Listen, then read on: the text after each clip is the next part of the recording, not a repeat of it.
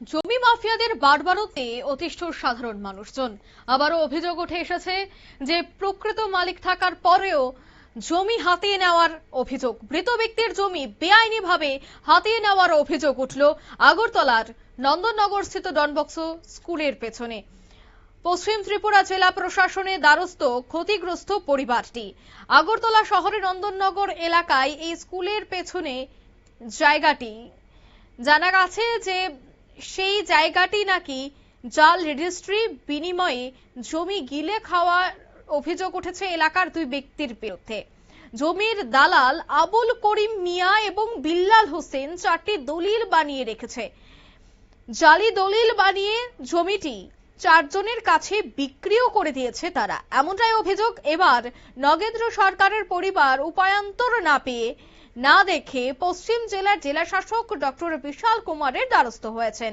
যিনি প্রকৃত মালিক, তিনি মারা যাবার পর তার পরিবারের সদস্যরা দ্বারস্থ হয়েছেন জেলা শাসকের নিকট। জেলাশাসক বিশাল কুমার তাদের কাছ থেকে সমস্ত ঘটনা শুনেন, কি করে জালি কাগজপত্র বের করে এভাবে চারটি দলিল তৈরি করা, অন্যদিকে সেই জমি আবার বিক্রিও করা, এই বিষয়টি ভালোভাবে খতিয়ে দেখা হবে বলেই তিনি জানাচ্ছেন।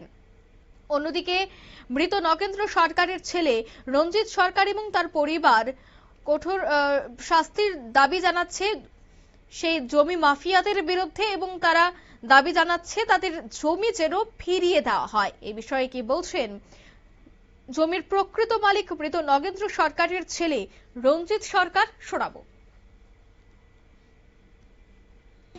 টাকাটা কেনার পরে আমরা নামজারিও পাইছি, নামজারিটা অবজেকশন সেটা তরুণকান্তি সরকার এটারে অবজেকশন দিয়া স্টে করাইছে সেটা আমরা পরবর্তী সময় কইছি এটা আবার দেখবো দিব, অথচ আপনার নামে কোনো কিছু করছে না। আর ইদানিং তারা আরেকজনের নামে দলিল কইরা দিছে, শুনছি আমি, যারা একটা দলিল কইরা দিছে। এটার লাগে আমরা জেলা শাসকের কাছে আমি আবেদনও করছি এবং আমাদের এটা ন্যায্য বিচার করে দেওয়ার লেগে কইছি, এবং তাই নিয়ে কইছে সঠিকটা দেখবো। এটা করছে করিম আর বিল্লাল মিয়া এনার নামটা ঠিক খেয়াল নাই, বিল্লাল হোসেন আর করিম মিয়া, এই ধরনের এইটি করছে আর কি। আমরা জায়গাটা তারা বাড়ি এখানে আছে, এই জায়গার পাশে আর বাড়ি, তারা করছে এটা। আমি চাইতেছি আমার জায়গাটা সঠিকভাবে আমি যেটা প্রয়োগ করছি বা ইয়ে করছি, দলিলপত্র আছে আমার, এটা দিয়ে আমার নামদারি দেওয়া হোক, আমার জায়গাটা আমি যাতে পাইতে পারি, এটা আমি আবেদন। হ্যাঁ, আমাদের কাগজপত্র সব ঠিক আছে।